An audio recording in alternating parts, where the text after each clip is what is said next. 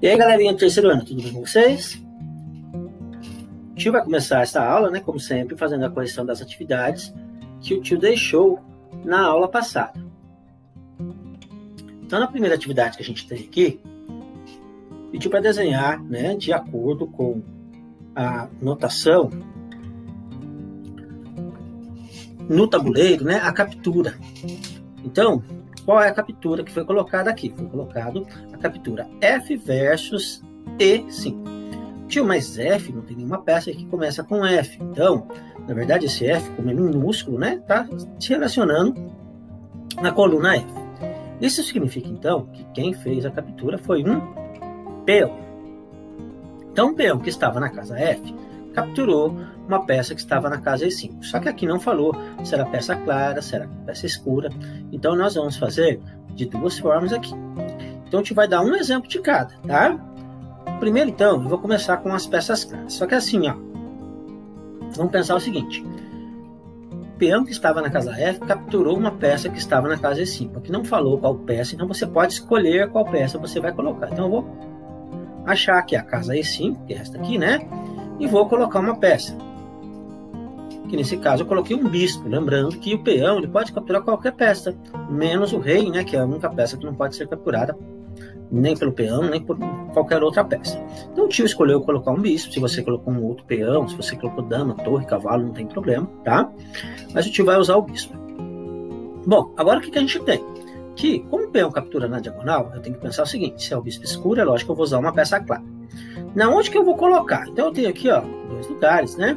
Eu posso imaginar que o peão andaria para a diagonal. Só que nesse caso, como eu quero uma peça clara, eu não vou poder colocar o peão aqui na casa F6. Por quê? Porque como o peão anda somente para frente, ele não pode andar nem capturar voltando, né? Então eu tenho que imaginar que se é um peão claro, ele tem que ficar aqui nessa casa, na F4. Então, vou colocar aqui o peãozinho. E aí sim, né? Como o peão faz um movimento na diagonal para frente, ele consegue capturar. Se eu colocasse aqui, ele estaria fazendo um movimento ao contrário, para trás, coisa que não pode por ser um peão claro. E aí, então, eu vou colocar agora uma setinha, indicando que quem fez a captura foi o meu peão da F4, então, que capturou o bispo que estava na casa E5. Pessoal, como eu disse, você não tinha obrigação de fazer com as peças claras, você poderia fazer com as peças escuras. Então, o tio vai dar outro exemplo aqui e colocar a diferença. Não precisa fazer os dois, tá? Você pode escolher um. O que o tio vai colocar aqui, então, agora? Ó, eu vou colocar uma outra peça agora, uma peça clara, né? Eu escolhi o cavalo, como eu disse, pode ser qualquer outra peça, menos o rei.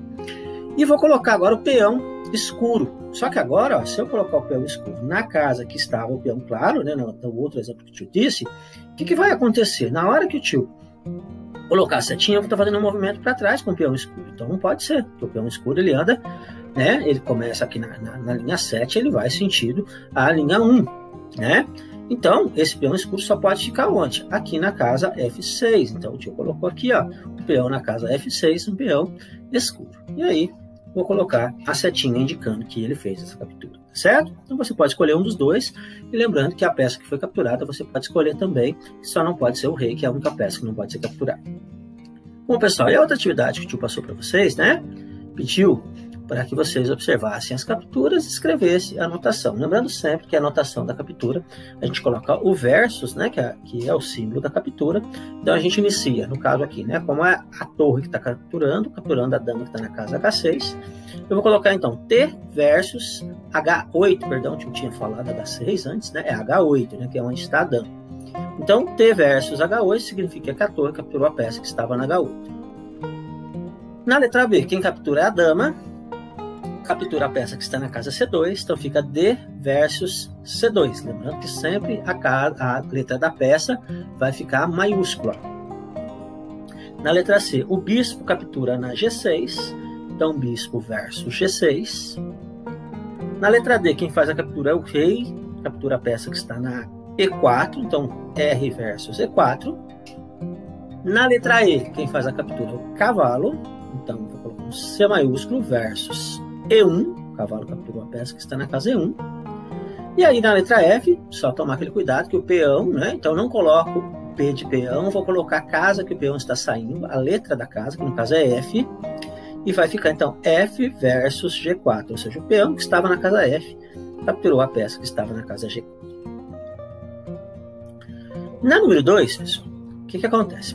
Pediu para escrever as possíveis capturas do diagrama, tá? Utilizando a anotação que você aprendeu. Então, assim, não falou se era de clara, se de escura, tá?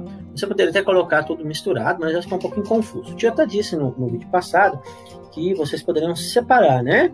Ou primeiro colocar das claras, depois das escuras. O tio prefere fazer assim, ó. Vou colocar uma linha aqui no meio, tá? E eu vou separar as capturas das peças claras com as capturas das peças escuras, tá? Mas você pode fazer do seu jeitinho aí. É que separado fica mais fácil, a gente não confunde tanto, né? Bom, então a gente vai começar com as peças claras. E aí a gente vai começar a analisar, né? Todas as possibilidades de captura de peças claras. Um exercício como esse, você tem que ir de pecinha por pecinha, não tem que fazer, né? Especificou. Então eu vou começar assim, ó. Vou começar com o rei que está aqui na casa 1, né? O tio gosta de começar, né? Pegar sempre uma extremidade, no caso uma linha, né? E ir subindo, vendo as peças onde ele joga, né? Você pode fazer diferente, mas assim fica mais fácil, que você não esquece de nenhuma peça. Então eu vou começar aqui, ó, pela casa 1, que tem um rei. Bom, o rei ele só anda uma casa de cada vez, como não tem ninguém aqui próximo do rei, significa que ele não vai poder fazer essa captura. Ainda na linha 1, eu tenho a dama. Então, agora eu vou analisar a dama. Lembrando que a dama anda na horizontal, na vertical e na diagonal. Na horizontal, ela não tem peça para capturar, perdão. Na vertical também não, né? Não tem nenhuma peça à frente da dama. Então agora eu vou para as diagonais, né? A diagonal direita não tem peça, mas na diagonal esquerda eu tenho uma peça. E é essa peça, então, que a dama vai capturar. Ela vai capturar a peça que está na casa D3. Lembrando que não importa muito, né? A peça, na hora de fazer, de colocar aqui a anotação dessa captura. Eu preciso anotar apenas aonde, né, que ela vai capturar. Então vai ficar D versus D3, seria essa captura de dama. Na linha 2 não temos peças, agora vamos aqui na linha 3, eu tenho uma torre clara, né? Lembrando que eu vou fazer primeiro das claras. A torre ela anda na horizontal e na vertical, então já deu para perceber que a torre aqui pode fazer, ela tem a opção de duas capturas, né? Que é o do bispo e o da dama. Então, primeiramente a do bispo ficaria torre na D3, né? Que seria a mesma captura da dama, ou se ela fosse preferir pela vertical, seria torre G8. Lembrando, gente, que no caso a torre G8 seria a melhor captura para as peças claras, né? Porque quanto mais forte a peça, né? Quanto mais eu conseguir enfraquecer meu adversário, melhor, né? Lógico, mas depois ele vai perder a torre, mas às vezes é um sacrifício que tem que ser feito, né? Bom, continuando aqui então, fiz da torre, agora eu vou ver aqui, o cavalo, tem alguma possibilidade? Lembrando que o cavalo faz em L, então assim, ó, pensando em todos os L's do cavalo, para baixo, ó, cavalo, tanto se ele vire para a direita ou para a esquerda, não tem como ele capturar. Se eu fizer deitado, cavalo, também não vai dar nem para a direita e nem para a esquerda. Já para cima, cavalo, para a direita não, mas para a esquerda sim, ele pode capturar essa pecinha que está aqui na casa B6. Então a anotação ficaria C, maiúsculo de cavalo, versus B6. Então seria essa a anotação da captura do cavalo. E agora restou uma torre aqui, né, que é uma torre clara, e que, se a gente for ver, na horizontal não tem nenhuma peça que ela pode capturar, na vertical também não, até porque esse cavalo é claro, né, tem que capturar peça de outras cores. Então, acabou aqui as possibilidades das peças claras. Agora eu vou analisar as peças escuras. Vamos começar aqui então, né? Tanto faz por onde você começa, mas como eu te disse, vamos começar aqui por essa linha. Eu vou começar aqui pelo rei, certo? O rei, eu percebo que não tem ninguém próximo desse rei, então já sei que ele não vai conseguir fazer captura alguma. Mas essa dama, né, que anda na horizontal, não tem nenhuma peça para ela capturar, mas na vertical tem peça que ela pode capturar, e na diagonal, né, aqui para a direita não, mas para a esquerda sim, ó, tem o cavalo que ela pode capturar. Então, anotação da dama. Primeiro eu vou colocar dama versus G3, que seria a captura da torre que está aqui na G3, e depois eu vou colocar dama versus C4, ela capturaria o cavalo, né, que está aqui na casa C4. Depois da dama aqui nós temos também, né, o bispo, certo? Lembrando que o bispo ele só anda na diagonal, então nesta diagonal não tem nenhuma peça, mas aqui já deu para perceber que está pertinho dele, né? Tem uma peça aqui na casa C7, que no caso é a torre, que o bispo pode capturar. Então, P versus C7 seria a captura desse bispo. Esse peão não tem ninguém do ladinho para ele capturar, então não vai conseguir fazer essa captura. Já o cavalo, eu posso fazer essa captura aqui, ó, né? Ele tem uma captura da torre que ele pode fazer, né? Então, somente, né, essa captura que o cavalo pode fazer, para baixo ele não tem nenhuma possibilidade. Então, eu vou ter cavalo versus C7. Esse peãozinho também não tem nenhuma peça que ele pode capturar. E agora sobrou o bispo. E o bispo ele pode fazer aqui, ó, na diagonal, né?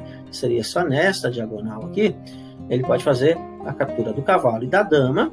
Nesse caso, bispo versus C4 seria a captura do cavalo. E bispo versus F1 seria a captura da dama. Lembrando que a melhor captura para as peças escuras, se fosse a vez das peças escuras, a melhor captura seria capturar essa dama realmente, né? Sempre enfraquecendo o adversário. Na número 3, pediu para completar as frases. Então vamos lá. Escrevemos as jogadas com a notação algébrica, tá? Essa forma que a gente faz de usar letrinhas e números chama-se notação algébrica. O símbolo da captura é X, né? Que a gente lê versos quando a gente for fazer a leitura, né, da captura. E a única peça que não precisa anotar a sua letra inicial é o peão. Anotamos a letra inicial do nome da peça, a letra e o algarismo, quem colocou o número não tem problema, mesma coisa, né? Da casa na qual ocorre a captura. Já na questão número 4, pessoal, pediu para observar os dois diagramas e responder a questão abaixo.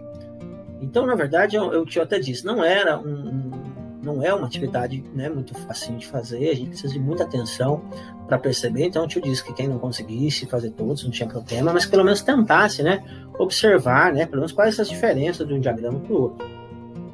Tá?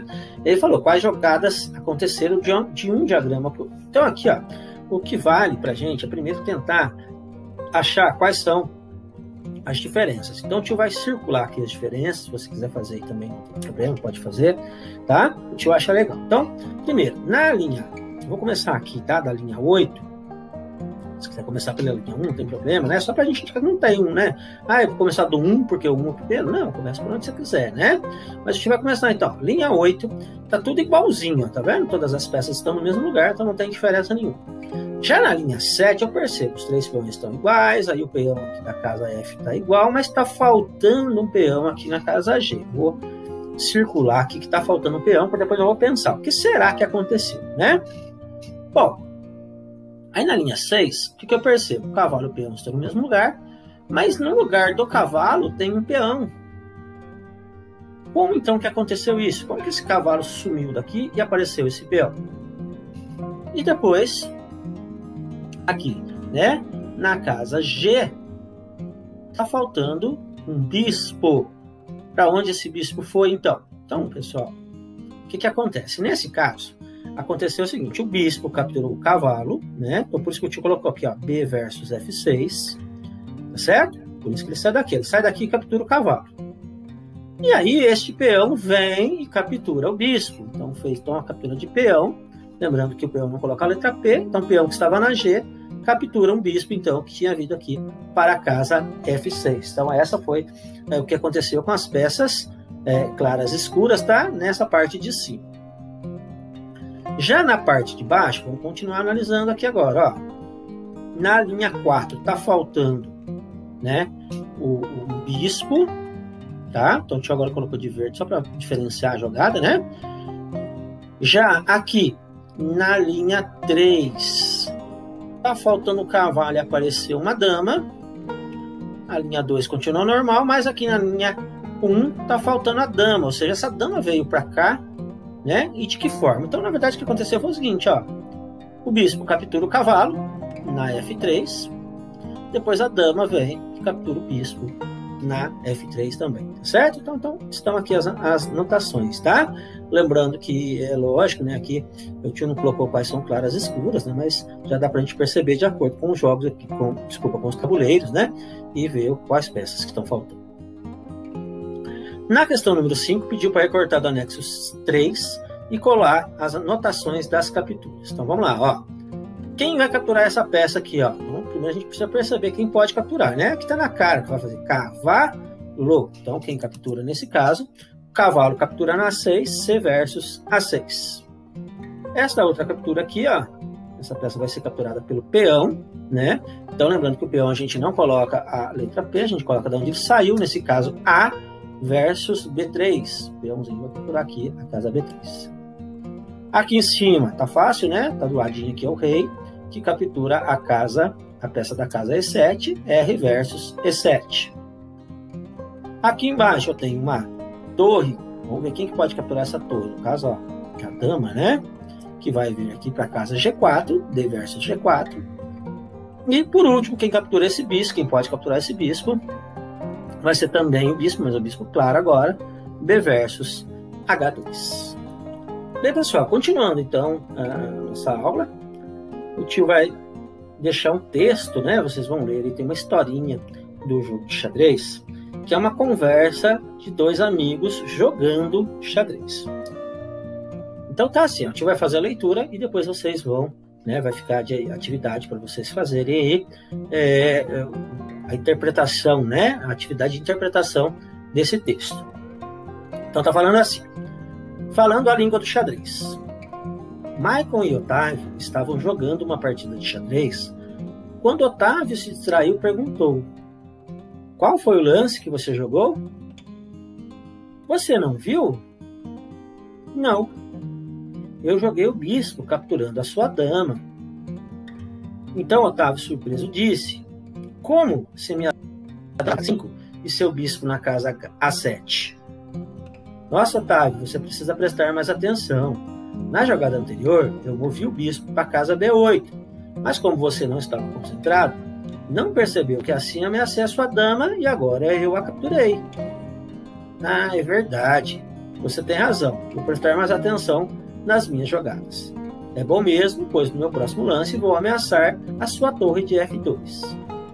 E os dois abriram um gostoso sorriso e continuaram a emocionante partida.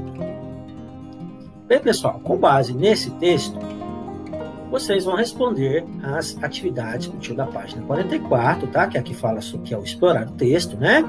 Vocês vão escrever aqui qual é o recurso que as duas crianças utilizaram para numerar as jogadas, qual a importância de conhecer as notações algébricas, por que o Otávio perdeu a sua dama, tá? Tudo pensando ali no texto.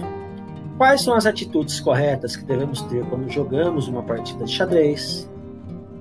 Por que é importante ter concentração em uma partida de xadrez? E como foi a atitude de Otávio quando estava perdendo o jogo?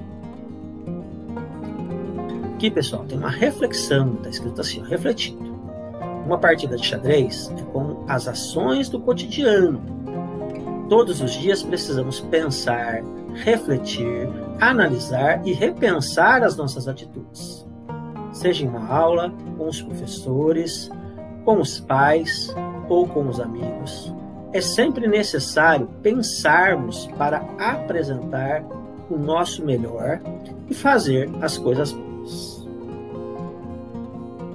Embaixo aqui, né, terminando a nossa atividade, está escrito assim: observe o diagrama da partida de Michael e Otávio.